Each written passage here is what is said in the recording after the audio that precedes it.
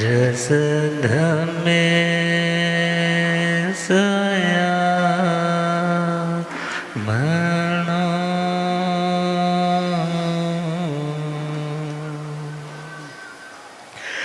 जे हाथ जोड़ गोरानो मेरी वंदना जे जोड़ गोरानो एक बार वंदना हजार बार वंदना एक बार वंदना लाख बार वंदना करोड़ बार वंदना लाख बार वंदना जे हाथ जोड़ गोरानो मेरी वंदना जे जोड़ गोरानो। अनंत अनंत शांति के निकेतन शासनपति श्रमण भगवान महावीर स्वामी के पावन चरणारविंदों में हार्दिक भावना वंदन नमन। मेरे अंधेरे जीवन को रोशनी प्रदान करने वाले परम उपकारी आगम ज्ञान के भंडार आगम ज्ञाता आगम पुरुष जिन शासरतन हिमाचल की श्री उपाध्याय भगवंत श्रद्धे गुरुदेव श्री जितेंद्र मुनि जी महाराज साहब के पावन चरण कमलों में हार्दिक भावना वंदन नमन। पाठ पर विराजित तपस्वी रतन श्री प्रभा मुनि जी महाराज साहब के चरणों में भावना वंदन नमन। पाठ पर शोभायमान आगम रसिका स्वर ज्योति महासाध्वी श्री परीक्षा जी महासाध्वी श्री विशुद्धि जी धर्म सभा में उपस्थित धर्मानुरागियों सुशीलवती माताओं एवं बहनों असीम पुण्योदय से भाग्योदय से आप सबको संतों का समागम और वीतराग वाणी श्रवण करने का पावन सुअवसर प्राप्त हो रहा है। आज का लौकिक पर्व राष्ट्र पर्व स्वतंत्रता दिवस हम अपने विषय को कंटिन्यू करेंगे, मगर आज का दिवस प्रत्येक भारतवासी के लिए उन नौजवानों की कुर्बानियों को याद करने का। आज सब कुछ ठीक है, सिक्योर है, सुरक्षित है, इसलिए ध्यान नहीं जाता। मगर जब थोड़ा सा ऑपरेशन सिंदूर स्टार्ट हुआ था उस टाइम सबका ध्यान यही जा रहा था कि अब क्या होगा, इसके बाद क्या होगा। पुराने टाइम के सब किस्से याद करके बड़े लोग सुनाने लग पड़े। अर्थात भले वे देश की सेवा कर रहे हैं, मगर सेवा के पीछे लक्ष्य कि प्रत्येक नागरिक सुरक्षित रह करके अपना धर्म कर्म अपनी साधना पूरी तरह से निर्भयता के साथ कर सके।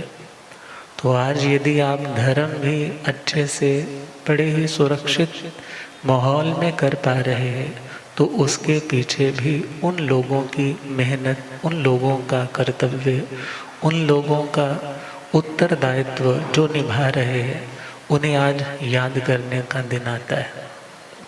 तो वो राष्ट्र वो कौम जिंदा नहीं रहते जो अपने पूर्व में किए गए सैक्रिफाइसेस को, पूर्वजों के बलिदानों को भुला देते हैं। भले अध्यात्म की दृष्टि से हिंसक कार्य की अनुमोदना करना भी पाप है, मगर इस अहिंसा की उन्नति, इस अहिंसा का झंडा भी तभी सिर होकर के बढ़ पाता है, लहरा पाता है जब शांति हो, अमन हो, जब दुनिया में किसी भी तरह की असुरक्षा न हो। तो लिखा है लिखने वाले ने, ए हिंद ना भुलावे वीरों की ये कहानी, ए हिंद ना भुलावे वीरों की ये कहानी, तेरे लिए जिन्होंने वारी थी जिंदगानी, तेरे लिए जिन्होंने वारी थी। सुखदेव और भगत सिंह गुरु राज यूं बढ़े थे, फांसी पे हंसते हंसते तेरे लिए चढ़े थे, तेरे लिए चढ़े थे। तुम पर ही भेंट की थी उठती हुई जवानी, तुम पर ही भेंट की उठती हुई जवानी, तेरे लिए जिन्होंने वारी थी जिंदगानी, तेरे लिए जिन्होंने वारी। हिंद ना भुलावे वीरों की ये कहानी, हिंद ना भुला वीरों की ये कहानी,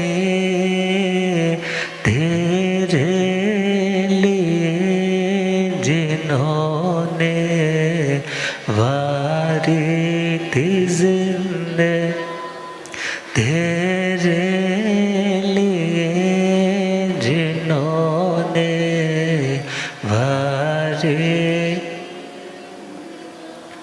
भले आज के टाइम में स्वतंत्र है, अपना शासन है, अपनी इच्छा है, मगर शासन भी उन्हीं लोगों का कायम रहता है जो अनुशासन में जीना जानते हैं, जो अनुशासन में जीने के लिए अपनी इच्छाओं का बलिदान करना नहीं जानते, जो दूसरों के सहयोग के लिए दुख को दर्द को मिटाने के लिए अपने सुखों की आहुति देना नहीं जानते, फिर ऐसे लोगों के शासन लंबे समय तक टिकते नहीं है।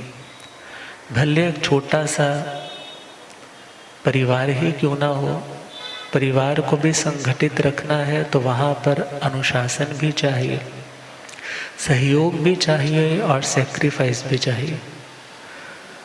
तो आज का दिन ये भारत पता नहीं कितनी बार उजड़ा, कितनी बार बसा, कितनी बार आज़ाद हुआ, कितनी बार गुलाम हुआ।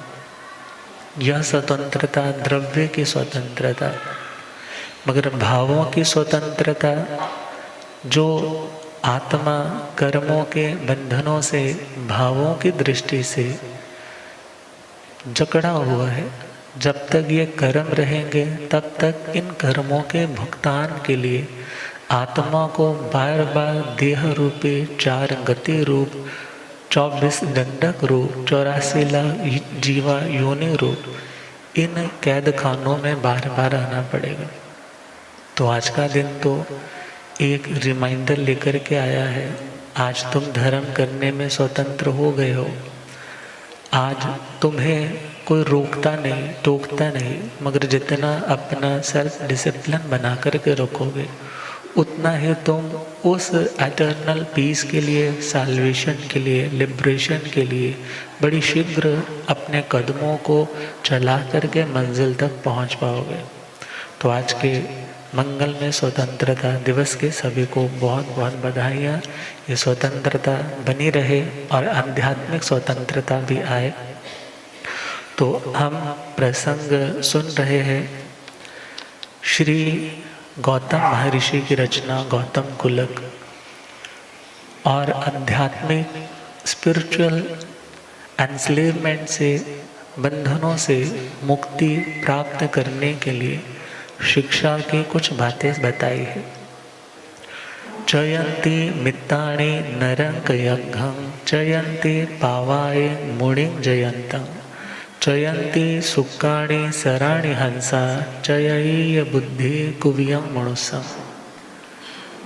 चयन्ति का मतलब छोड़ देते हैं।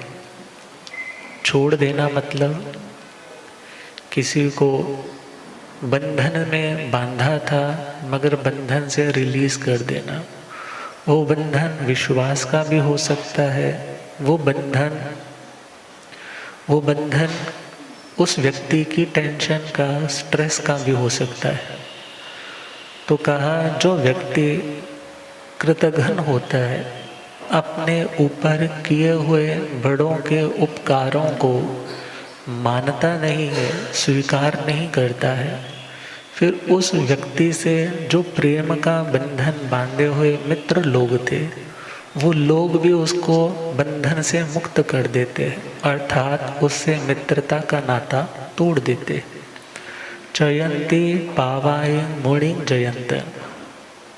जो जयन्तं मीन्स यत्नवान, सावधान, हमेशा जागृत रहने वाला, अप्रमाद की, अप्रमत्तता की, सावधानी की साधना करने वाला, प्रैक्टिस करने वाला, कहीं कर्म का बंध ना हो, इस भाव को सामने रख करके अपना प्रत्येक कर्तव्य का निर्वाह करने वाला यत्नवान मुनि। ऐसे मुनि को पाप भी छोड़ जाते हैं, जो उसके पतन का, उसकी डिग्रेडेशन का, अशांति का कारण बनते हैं। वो पाप भी उस व्यक्ति को छोड़ देते हैं। जो व्यक्ति अवेयर होता है, जागृत होता है, विवेकवान होता है, समझदार होता है, अर्थात जो जागृत है वो व्यक्ति क्रोध नहीं करेगा। जो जागृत है वो वासनाओं का कीड़ा बन करके अपने मिले हुए इन क्षणों को दुरुपयोग में नहीं लेकर जाएगा, और यदि कभी गया है तो उसके लिए क्या महसूस करेगा, ये आत्मा का स्वभाव नहीं, ये वैभाविक परिणति थी, ये आत्मा के लिए हितकारी नहीं, अर्थात खुद को वह आत्मा रिट्रीट कर लेगा, रिट्रीव कर लेगा, वापस ले आएगा। तो कहा जो यत्नवान है, क्योंकि यत्ना, एक माँ जब प्रेग्नेंट होती है, बच्चे को जन्म देना है, तो उसका खाना पीना भी कितना संयमित हो जाता है। उसका उठना बैठना, कुछ देखना पढ़ना, हर कार्य में यत्ना आ जाती है कि पैर ऐसे नहीं रखना, पैर ऐसे रखना, ये हील वाली जुत्ती नहीं पहननी, प्लेन वाला सॉफ्ट वाला तला हो, ऐसा वाला तुम शूज़ पहन लो, कुछ पहन लो, मगर ये तीखा है, ये नहीं खाना है, ये ज़्यादा ठंडा है, ये नहीं खाना है। अर्थात वो कितना कितना संयम रखती है। उस संयम का नाम, उस अनुशासन का नाम यत्ना है। उसका नाम क्या है? यत्ना है। कोई बीमार है तो बीमार व्यक्ति भी कितना ध्यान रखता है। किसी जगह पर आग लगी है और रास्ता थोड़ा छोटा है तो वहाँ पर कितने ध्यान से निकलते हैं कि कोई आग की लपट मेरे कपड़ों को छू करके मुझे अग्नि का ढेर ना बना दे। अर्थात जैसे वहाँ पर बच बच करके, संभल संभल करके चलते हैं, भगवान कहते हैं ऐसे ही जो ज्ञानवान मुनि है और वह पापों से बच बच करके, यहाँ कर्म का बंधन होगा, आने वाले भविष्य में दुख का कारण बनेंगे, जो उससे बच बच करके चलता है, परमात्मा कहते हैं फिर उसे आग की लपटें छूती नहीं, फिर वो पाप कर्मों से मुक्त हो जाता है। मगर मुक्त होने के लिए यत्न, सावधानी, अवेयरनेस, अलर्टनेस होनी चाहिए। और जयंतं का मतलब जो व्यक्ति विजयी होता है, जो व्यक्ति देखा जाए तो विक्ट्री को हासिल कर लेता है, जो अपने आप में स्वाधीन होता है, जो किसी के पराधीन नहीं होता, उसी को विजयी कहा जाता है। और जो व्यक्ति दूसरों के इशारे पर काम करे, दूसरा कहे तो हंसे, दूसरा कहे तो रोए, दूसरा कहे तो खुश हो जाए, दूसरा कहे तो उदास हो जाए, जो व्यक्ति दूसरों के इशारे पर चलने वाला, इट मीन्स वह व्यक्ति पराधीन है। ऐसा व्यक्ति कौन है? जो पर के अधीन है, दूसरे की इच्छा के अनुसार खुद को ढाल रहा है, ऐसे व्यक्ति को स्वाधीन, स्वतंत्र नहीं कहा। मगर जयंत का मतलब हुआ जो विजय पताका को शिखरों पर फहरा चुका है, अर्थात जो रण की भेरी बजने पर अपने शत्रुओं को परास्त करके विजयी हो चुका है, ऐसा मुनि फिर पाप रूपी शत्रुओं से मुक्त हो जाता है। अब विजय की भेरी कि ये जीत चुका है, अर्थात ना राग, ना द्वेष, ना कषाय, ना ही किसी भी तरह के कर्म का बंध। जब सभी कर्म झड़ जाते हैं तो ऐसी आत्मा विजयी होती है। तो जो कर्मों के ऊपर विजय प्राप्त करने के लिए साधनारत है, फिर एक दिन आता है कि वो समस्त पाप कर्मों से, शत्रुओं से सदा के लिए मुक्त हो जाता है।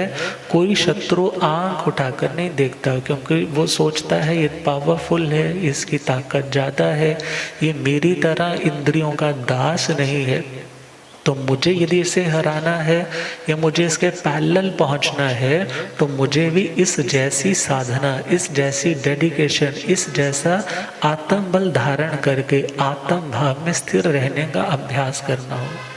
अब तीसरा पॉइंट है चयंती सुक्काणी सराणी हंसा। चयंती मतलब त्याग देते हैं, सुक्काणी पंजाबी का वर्ड है, सूखा हुआ पत्ता, सूखा हुआ वृक्ष। अब सूख जाना मतलब ड्राई हो जाना। तो कहा जो सर का मतलब सरोवर, सर का मतलब, अब जहाँ पर सरोवर नहीं होते थे पुराने टाइम में, धीरे धीरे वहाँ अकाल पड़ जाता था। और जहाँ पर सरोवर सूख जाते तो कितने लोग अपने गांव को छोड़ करके दूसरी उस जगह पर पहुँच जाते जहाँ पर पानी होता, तालाब होता। तो कहा जब सरोवर सूख जाते हैं तो हंस उसे छोड़ करके चले जाते हैं। क्यों चले जाते हैं? क्यों चले जाते हैं?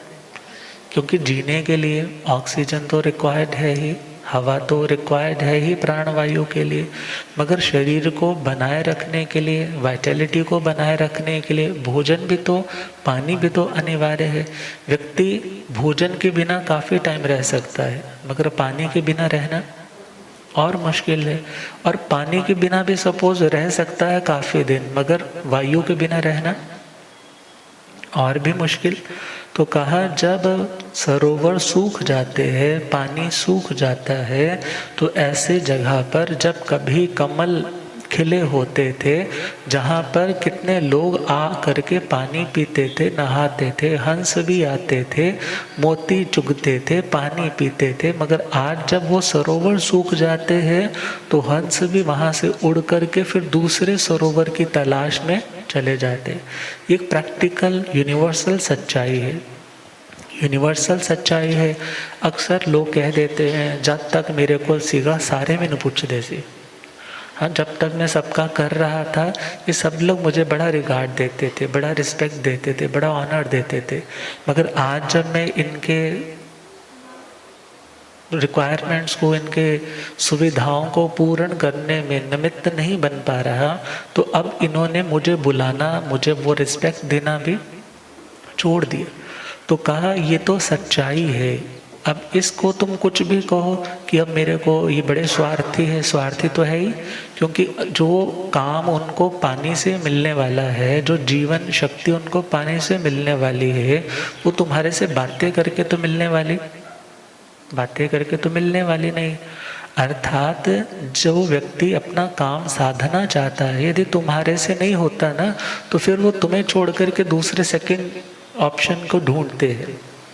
गायें भी, चंडीगढ़ में तो गायें देखी नहीं, बड़ी बड़ी कनाल वाली होंगी, कोठियाँ वहाँ शायद रखते होंगे, मगर पुराना ज़माना तो नहीं कह रहा, मगर शहरों में भी चले जाएं, गांव में चले जाएं, तो कुत्ता और गाय ये तो इजीली हर गली में मिल ही जाएंगे घूमते घूमते। अब गायें भी उसी दरवाजे पर बार बार मुंह मारती है, वहाँ खड़ी रहती है जहाँ उसे उम्मीद होती है, आशा होती है कि मुझे यहाँ से क्या मिलेगा, एक आटे का पेड़ा मिल जाएगा, कोई सूखी रोटी मिल जाएगी। अब यदि पता लग जाए कि इस दरवाजे से बाहर आते ही वो सामने वाले के हाथ में डंडा होता है, झाड़ू होता है, पानी की बाल्टी होती है भगाने के लिए, तो वो गाय भी उस दरवाजे पर नॉक, और जहाँ पता है रूटीन में यहाँ मिलता है, आज दरवाज़ा नहीं खुला, वो वहीं पे खड़ी रहती है। क्यों खड़ी रहती है? क्योंकि उसे पता है यहाँ मेरा काम हो जाएगा। तो कहा चयंती सुक्काणी सराणी हंसा, जब सरोवर सूख जाते हैं तो हंस छोड़ करके चले जाते। ये दुनिया का दस्तूर है। मगर यहाँ पर हमें क्या सोचना है? पहला पॉइंट, यदि हम दूसरों के लिए प्रोडक्टिव बने रहेंगे तब तक हमारे को रिस्पेक्ट मिलती रहेगी। यदि हम हेल्पफुल बने रहेंगे, कुछ ना कुछ करते रहेंगे, उद्योगी सहयोगी बने रहेंगे, तो हम इज्जत के हकदार बने रहेंगे। मगर यदि हम निरुपयोगी बन जाएंगे, एक बूढ़ी अम्मा घर पे बैठी हुई सिर्फ बेटे के कान भर रही है या गलतियां निकाल रही है, काम करना धरना कुछ नहीं, उसको बहू से इज्जत मिलने वाली नहीं है। मगर जो कहती है ला बेटा मेरे को दे, मैं बैठी बैठी सब्जी सुधार देती हूँ, मेरे को कपड़े दे, मैं बैठी बैठी तह लगा देती हूँ, उठा तो जाता नहीं है। और कोई आता है सबके सामने यही कहते हैं बच्चों ते मेरी बड़ी सेवा करते हैं, मेरी बेटियों से बढ़कर के मेरी बहू सेवा करती है। तो वो बहू भी क्या सोचती है कि माँ जी हमारी बड़ी रिस्पेक्ट करती है, हर के सामने हमें अप्रिशिएट करती है, तो हमारा भी कर्तव्य है हम इनकी सेवा करें। अब जब तुम्हारी ओर से व्यवहार अच्छा नहीं होता, तुम प्रोडक्टिव नहीं होते हो, तुम सहयोगी नहीं बनते हो, तो तुम्हें सामने वाले से वो आदर सम्मान भी नहीं मिलता है। तो यहाँ अर्थ एक तो ये है, या तो तुम भरे हुए सरोवर की तरह बन करके रहो कि तुम्हें कोई छोड़ करके ना जाए, कोई तुम्हें छोड़ करके ना जाए। मगर यदि किसी के पास बेटर ऑप्शन है तो एक्सेप्ट इट। यदि वो जा रहा है तो उसको स्वीकार करो। क्यों? क्योंकि ये दुनिया का दस्तूर है, क्योंकि ये दुनिया का दस्तूर है। दुकानदार के पास आप लोग भी जाते हैं ना, जहाँ पर वो कहता है यही चीज़ जो 500 रुपये की है, दूसरा दुकानदार यदि 400 में दे रहा है, तुम इससे थोड़ा ही लेते हो। किससे लेते हो? किससे लेते हो? प्रॉफिट तो हर व्यक्ति सोच रहा है ना मेरा प्रॉफिट हो सके। और जहाँ पर लग्जरी, जहाँ पर सुख, जहाँ पर सम्मान, जहाँ पर सिक्योरिटी उसको ज़्यादा फील हो रही है, तो वो सेकंड ऑप्शन की ओर तो जाएगा। तो वहाँ पर तुम्हें उड़ने की ज़रूरत नहीं है, वहाँ पर तुम्हें इरिटेट होने की ज़रूरत नहीं है। वहाँ पर उस व्यक्ति के मेंटालिटी पे उसको छोड़ो। यदि तुम्हें लगता है कि I am the better option, तो तुम ये सोचो उसका दुर्भाग्य उदय में आया है जिस कारण वो रिकॉग्नाइज नहीं कर पा रहा, जिसके कारण वो डिस्क्रिमिनेट नहीं कर पा रहा। मगर तुम्हें व्यर्थ में अशांत होकर अपने प्रेजेंट को स्पॉइल नहीं करना, बद्दुआएं दे करके दूसरे का बुरा हो ना हो, मगर तुम तो अपना बुरा कर ही रहे हो ना, अशांत हो रहे हो, कर्म का बंध कर रहे हो। तो कहा पहली ऑप्शन तो यह है कि तुम ऐसे पॉन्ड की तरह, सरोवर की तरह बनो कि जहाँ पर हमेशा चहल पहल बनी रहे।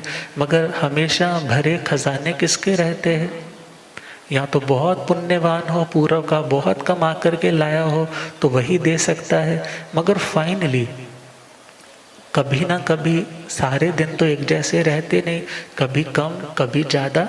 तो ऐसे सिचुएशन में जिस व्यक्ति के मनोरथ तुम्हारे से पूरे नहीं होंगे, फिर वो तो दूसरी जगह पर कोई विरला होगा जो कहेगा नहीं जी मैं तो तुम्हारे साथ हूँ, चाहे तुम करोड़पति रहो चाहे तुम रोडपति रहो, मगर मैंने तुम्हें अपना लिया तो मैं तुम्हारे साथ हूँ। मगर सब जगह पर इन मेजॉरिटी, क्योंकि कोई भी रूल बनता है वो मेजॉरिटी को लेकर बनता है, 100% वाला कोई रूल नहीं होता। अर्थात मेजॉरिटी वाइज पब्लिक का इंक्लिनेशन झुकाव किस ओर रहता है, जहाँ पर उसके मनोरथ सिद्ध होते। तो कहा चयंती सुप्ताणी सराणी हंसा, जब सरोवर सूख जाते हैं तो हंस उन्हें छोड़ करके चले जाते। तो व्यक्ति को सोचना है कि बहुत बार तुमने किसी का बहुत अच्छा किया, मगर थोड़ा सा कभी डिले हो गया या थोड़ी सी इच्छा पूर्ति में तुम वो अपनी ओर से प्रेजेंटेशन नहीं दे पाया जो तुम पहले से देते आ रहे थे, तो याद रखना यदि वो व्यक्ति आज तुम्हें छोड़ करके जा रहा है तो तुम्हें क्या सोचना कि हे आत्मा, वास्तव में जो तुम्हारा अपना होता है वो हमेशा अपने पास रहता है, और जो परिस्थिति के कारण आता और जाता है वो तुम्हारा अपना नहीं होता। रिलेशन और रियलिटी ये दो शब्द है। रियलिटी क्या बोलती है, मैं रियल हूँ। रियलिटी क्या बोलती है, आई एम रियल। और रिलेशन क्या बोलते हैं, we are not real. Relation कभी भी रियल नहीं होते। रिलेशन मतलब संयोग। रिलेशन मतलब संयोग ना। मैं पहले रूम में था, रूम से बड़े गुरु जी के रूम में आया, वहाँ मस्तक झुकाया, फिर इधर पाठ पर आया, आसन बिछाया, उसके ऊपर बैठे। अब ये व्याख्यान कंप्लीट होगा तो आसन उठाएंगे, एक बार वहाँ से आसन लेकर के आए, यहाँ इस फट्टे के साथ संयोग होगा, मगर इसके बाद क्या होगा, यहाँ से उठ करके चले जाएंगे। अर्थात जितने भी संयोग होते हैं वो वियोग धर्म होते हैं। कोई भी एवर लास्टिंग संयोग दुनिया में आज तक नहीं हुआ और ना ही भविष्य में कभी होने वाला है। मगर जब व्यक्ति सोचता है कि मेरा जो रिश्ता है वो हमेशा पक्का रहे, तो पक्का तो कभी होने वाला, और जो पक्का है वो तुम्हें कभी छोड़कर नहीं जाता। शरीर और आत्मा का भी रिश्ता पक्का नहीं है, इसलिए ये शरीर भी साथ छोड़ देता है। और जो सबसे पास और हमेशा सबसे खास कहलाने वाला शरीर जब हमें छोड़ देता है, तो याद रखना जो हमारे शरीर से अलग है, जब हमारे फिंगरप्रिंट्स ही नहीं मिलते एक दूसरे से, तो विचार करें जो हमारे से डिफरेंट है, हम सोचते हैं वो मेरा बन करके रहे, तो इट इज़ क्वाइट इम्पॉसिबल। तो आत्मा को खुद को जागृत करना है कि यदि कोई तुम्हें छोड़ करके जा रहा है, तुम्हें लग रहा है कि मैंने बहुत किया, तो पहला स्लोगन तो ये याद रखना है, तुम आज तक कितनों को छोड़ चुके हो, तुम आज तक कितनों से मुंह फेर चुके हो, तुम पहले उसको रियलाइज करो। और फिर यह सोचो जो छोड़ करके जा रहा है या तो उसके पास बेटर ऑप्शन है इसलिए छोड़ करके जा रहा है, या उसका भाग्य दुर्भाग्य में कन्वर्ट हो चुका है कि वो मेरी अच्छी क्वालिटीज को अभी तक पहचान नहीं पाया। मगर यदि रह भी जाए तो भी कौन सा सदा सदा साथ रहेगा। सिर्फ एक सिद्ध गति का रिश्ता है जहाँ पर आत्मा, अनंत आत्माएं हमेशा हमेशा हमेशा के लिए साथ रहती, मगर वरना कोई भी रिश्ता शाश्वत रिश्ता नहीं है। तो परमात्मा तो कहते हैं कि तुम्हें इस सच्चाई को जान करके जो अपना है उस पर फोकस करना चाहिए। और शास्त्रों में तो कितनी बार आता है कि जो आत्मा जागृत है वो आत्मा दुनिया के संबंधों को शाश्वत नहीं मानती। सुत्ते सुयावी पड़ी बुद्ध जीवी ने वीस से पंडिये आंसू बन्ने, घोरा मुहुत्ता अबलंग शरीरम भारंड पक्षी व चरे पमत्ते। अर्थात यदि दुनिया के लोग सो रहे हैं ना, तो लेट देम स्लीप, उनको सोने दो, मगर तुम उन सोने वाले लोगों में जागृत अवस्था वाले बनो। अर्थात जो रियलिटी है उस रियलिटी को रियलाइज करने वाले बनो कि दुनिया के रिश्ते शाश्वत नहीं है। दुनिया तभी तक है जब तक तुम किसी के मनोरथ सिद्ध करने में निमित्त बन रहे हो, मगर जब तुम्हारे द्वारा किसी की इच्छाएं पूर्ण नहीं होंगी तो वो व्यक्ति भी तुम्हें जैसे पानी पीकर के बॉटल फेंक देते हैं ना, ऐसे ही छोड़ करके चले जाए। तो यहाँ पर तो एग्जाम्पल दृष्टांत दिया है, जैसे हंस सरोवर सूखने पर उस खाली जगह को छोड़ करके चले जाते हैं, वेश्या के लिए आता है, वेश्या सामने वाले सेठ साहूकार से पैसा लेती जाती है और जब उसके पास पैसा देने को नहीं होता तो उसको भी वहाँ से निकाल देती है। और कहा जाता है जो शक्तिहीन राजा होता है ऐसे राजा को प्रजा छोड़ करके दूसरे राजा को नियुक्त कर लेती है। जिस वृक्ष पर फल नहीं, छाया नहीं, फूल नहीं, तो वहाँ पर मुसाफिर भी आकर के ठहरते नहीं। मुसाफिर क्या या पक्षी इत्यादि क्या उसे छोड़ करके चले जाते हैं। और जिस यजमान ने पंडित जी को दक्षिणा इत्यादि दे दी है, फिर वो पंडित जी भी उसको छोड़ करके वहीं थोड़ा रहते हैं, वो तो नेक्स्ट सेकंड ऑप्शन की ओर चले जाते हैं। और कहा जाता है वन के सूख जाने पर उसमें रहने वाले मृग इत्यादि उस वन को छोड़ करके दूसरे वन की ओर चले जाते हैं। और गाय का बछड़ा कब तक माँ के स्तनों पर कब तक आता है, कब तक माँ की लात भी खाता रहता है, जब तक माँ दूध दे रही। मगर जब वो दूध देना बंद कर देती है फिर उसके बाद वो उसके पास आता नहीं। अर्थात दुनिया का तो ये व्यवहार है। और इवन एक शिष्य भी गुरु के पास तब आता है जब उसको समझ नहीं आ रहा होता कि मैं क्या करूं, मेरे को इसका सल्यूशन नहीं मिल रहा है। अर्थात दुनिया में हर रिश्ता बेस्ड अपॉन किसी ना किसी रूप का स्वार्थ। मगर भगवान कहते हैं तुम इस सत्य को जानो और हर्ट फील करने की कोई ज़रूरत नहीं है, आर्य ध्यान में जाने की, रौद्र ध्यान में जाने की ज़रूरत नहीं है। तुम अपना कर्म अच्छा कर रहे हो और तुमने अपनी ओर से कंट्रीब्यूशन अच्छा किया है, तो तुम्हें फल इत्यादि के बारे में क्या होगा क्या नहीं होगा, इन्होंने मेरे साथ ऐसा क्यों किया, तुम ये सोचो कि मैं कंप्लीट सोल हूँ, मैं संपूर्ण आत्मा हूँ, मैं अखंड असंख्यात प्रदेशी अनंत ज्ञान दर्शन की धारक आत्मा हो, अनंत सुख वीर्य से युक्त आत्मा हो। कोई चला भी जाता है तो मेरा एक भी आत्म प्रदेश लेस नहीं होता, कम नहीं होता। कोई आ भी जाए तो मेरा एक भी आत्म प्रदेश बढ़ता, एडिशन होती है, एक भी आत्म प्रदेश बढ़ता नहीं है। इसलिए हे आत्मा तेरे को तो अब इनसे ऊपर उठना है। दुनिया की एक घटनाएं रियलाइजेशन के लिए आती है। कोई व्यक्ति उसको चुटियां लेकर के उड़ा देता है, कोई दिल पर लगा करके प्रेजेंट और भविष्य को खराब कर लेता है, और कोई व्यक्ति उसी घटना को सेल्फ रिलेट करके रियलाइजेशन को प्राप्त कर जाता है। तो संतों के लिए क्या कहते हैं, स्वार्थ त्याग की कठिन तपस्या, बिना खेद जो करते हैं। स्वार्थ त्याग की कठिन तपस्या, बिना खेद जो, ऐसे ज्ञानी साधु जगत के दुख समूह को हरते रहे। सदा सत्संग उन्हीं का, ध्यान उन्हीं का नित्य रहे। उन्हीं जैसे चर्या में यह चित्त सदा नो, जिसने राग द्वेष कामा देख जीते सब जग जान लिया।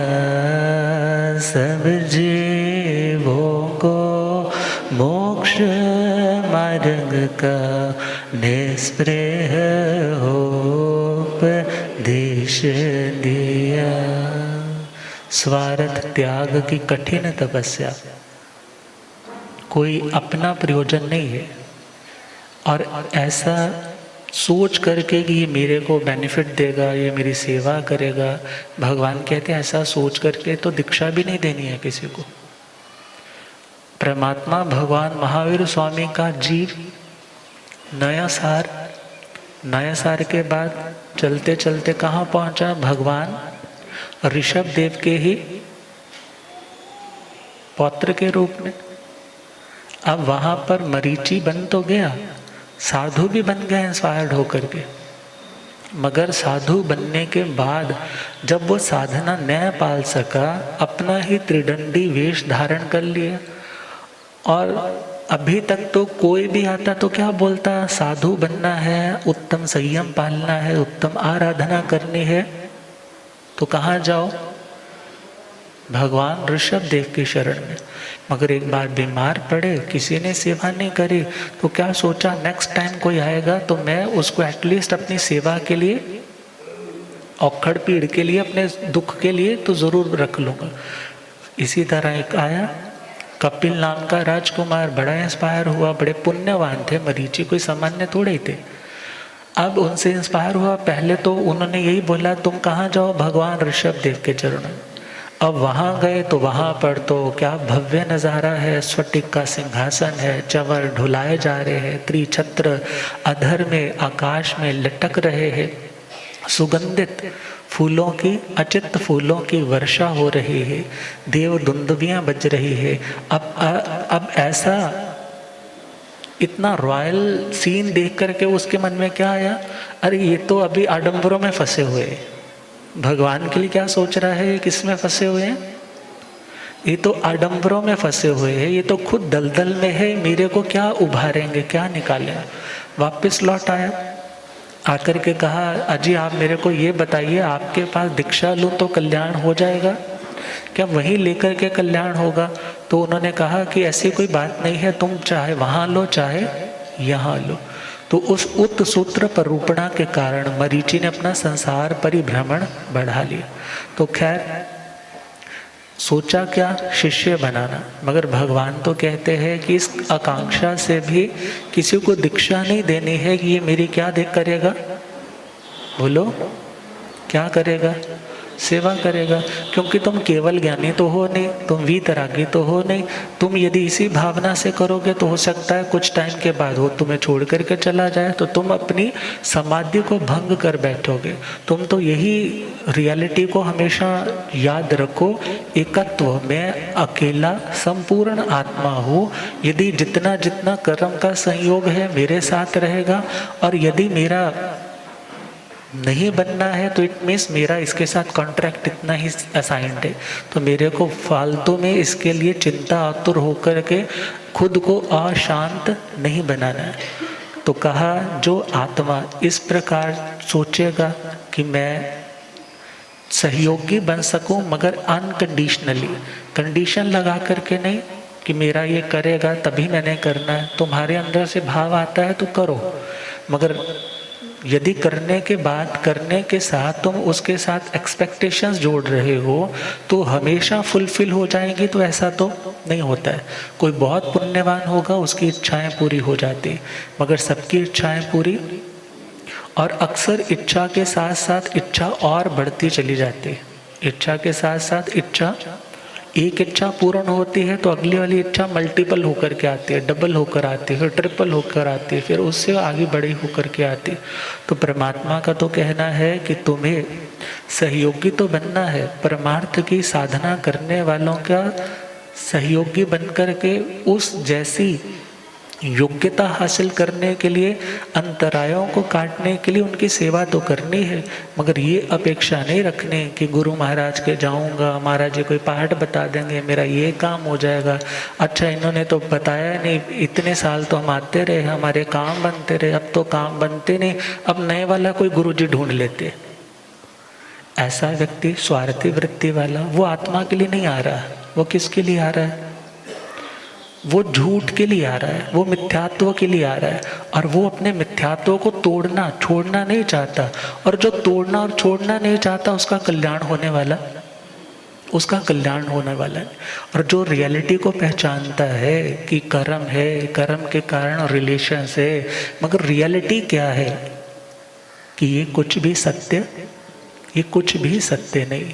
तो पुराने संत भजन गाया करते थे, पूज्य श्रमण श्री फूलचंद जी महाराज साहब, उनका बड़ा ही फेवरेट वाला भजन था, किस नाल राग नहीं, किस नाल द्वेष नहीं, किस नाल राग नहीं, किस नाल द्वेष कलेश नहीं, आत्मानंद नो कोई भी कलेश नहीं, आत्मानंद नो कोई भी। घोड़ा कानों बोला मेरा किस नाल वैर नहीं, सब मेरे अपने ते कोई मैनू गैर नहीं, सब मेरे अपने ते कोई मैनू। नाले जहान मेरा अपना तंदेश नहीं, नाले जहान मेरा अपना तंदेश। आत्मानंद नो कोई भी कलेश नहीं, किसे नाल राग नहीं, किसे नाल। आत्मानंद नो कोई भी। खुशी नाल फुल्लना नहीं, हंस के बुलावे कोई, गुस्से नाल बोलना नहीं, गाल कढ़ जावे कोई। खुशी नाल फुल्लना नहीं, हंस के बुलावे कोई, गुस्से नाल बोलना नहीं, गाल कढ़ जावे। जोश नाल आण देना, क्रोध दा वेश नहीं, जोश नाल आण देना, क्रोध दा वेश। आत्मानंद नो कोई भी, किसे नाल राग नहीं, किसे नाल द्वेष नहीं, आत्मानंद नो। हाकिम बन किसे तेना हुक्म चलावा मैं, किसे दाना दास बन हाथ नो फैलावा मैं। जगत सराए विच रहना मैं हमेश नहीं, जगत सराए विच रहना मैं हमेश नहीं, आत्मानंद नो कोई भी कलेश नहीं, आत्मानंद नो कोई भी। तो कहा जयंती सुकाणी सराणी हंस।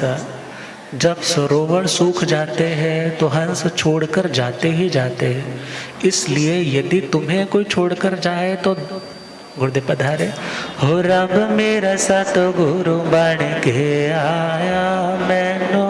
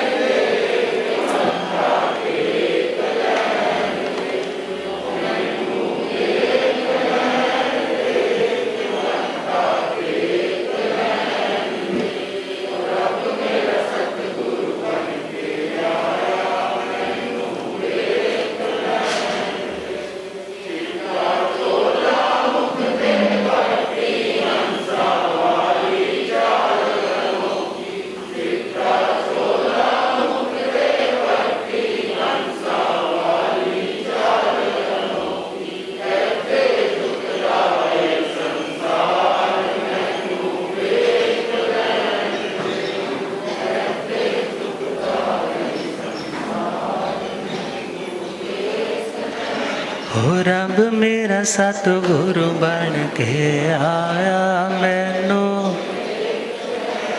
हो मैनू वेख लैण दे के मथा, हो मैनू वेख लैण दे के मथा, हो रब मेरा सतगुरु बन के आया। भूलिया आगम ज्ञाता आगम पुरुष जन शासर कंठ हिमाचल के श्री उपाध्याय भगवंत श्रद्धे गुरुदेव श्री जितेंद्र मणि जी। तो लिखा है स्वार्थ के सभी सगे बिन स्वार्थ के नाई, जैसे पंछी सर सतरु निरस भय उड़ जाए। अर्थात यदि आप इतने लोगों से मुंह फेर सकते हो, यदि और फाइनल सच्चा जो ट्रुथ है वो तो यही है कि तुम अकेले थे, अकेले हो और अकेले रहोगे। और अकेले का मतलब ये नहीं है कि तुम किसी की चाह में हो, अकेले का मतलब संपूर्ण हो। तुम संपूर्ण थे, संपूर्ण हो और बोलो संपूर्ण रहोगे। और दुनिया के व्यवहार में ही यदि जीना सीखा है तो फिर तो दुनिया के लोगों में यही लोग देखेंगे जो कहेंगे आओगे तो की लेके आओगे, जाओगे तो की दे के जाओगे। हाँ, आओगे तो क्या लेकर आओगे, जाओगे तो क्या दे करके जाओगे। और ऐसी मेंटेलिटी दुनिया की मेंटेलिटी है। तो दुनिया के प्रति ये सोचना है बड़ा स्वार्थी है, तो स्वार्थी है ही। अतः आत्मा को सच्चा स्वार्थ, सच्चा आत्मा का स्व का अर्थ प्रयोजन जो है वो मोक्ष है। उसके लिए पुरुषार्थ करना है, उसके लिए जागृत होना है। जागृत होगा, पुरुषार्थ करेगा तो वो भी स्वतंत्र हो पाएगा। उसका जो स्वतंत्रता दिवस आएगा उसको कभी परतंत्रता की जंजीरों में पुनः जाने का कोई रिस्क नहीं है। मगर दुनिया की स्वतंत्रता को हजारों रिस्क है, कितनी सारी सेना खड़ी करनी पड़ती है, कितना कुछ ध्यान रखना पड़ता है। मगर आत्मा की स्वतंत्रता ऐसी यदि एक बार अचीव हो गई तो फिर इस स्वतंत्रता को कोई परतंत्रता में बदल नहीं सकता। तो इन्हीं शुभकामनाओं के साथ हम गुरुदेव कृपा करेंगे। ओम।